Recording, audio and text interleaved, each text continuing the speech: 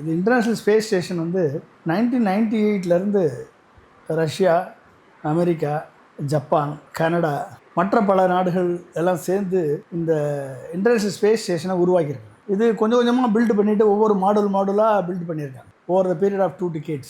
இது வந்து தனித்தனி மாடலாக பில்டு பண்ணி இன்றைக்கி ஸ்பேஸ் ஸ்டேஷன் வந்து கிட்டத்தட்ட ஒரு 3000த்திற்கு மேற்பட்ட சயின்டிஃபிக் எக்ஸ்பெரிமெண்ட்ஸை வந்து அங்கே கண்டக்ட் பண்ணியிருக்காங்க.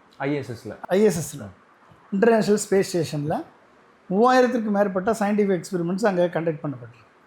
அப்போ இந்த எக்ஸ்பெரிமெண்ட்டை வந்து ஸ்பேஸில் வச்சு பண்ணும் பொழுது கிட்டத்தட்ட 420 கிலோமீட்டர் எர்த் அட்மாஸ்பியருக்கு மேலே வந்து ஒரு மேக்னடாஸ்பியருக்கு உள்ள 420 கிலோமீட்டர்ஸ் உயரத்தில் இது வந்து இந்த இன்டர்நேஷ்னல் ஸ்பேஸ் ஸ்டேஷன் நிலைநிறுத்தப்பட்டது. கிட்டத்தட்ட இது வந்து ஒரு பூமியை வந்து 16 முறை சுற்றி வருது.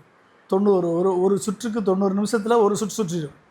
அந்த ஸ்பீடில் இது சுற்றி வரும். அந்த நேரத்தில் சயின்டிஃபிக் எக்ஸ்பெரிமெண்ட்ஸ் மேலே வச்சு பண்ணுறது.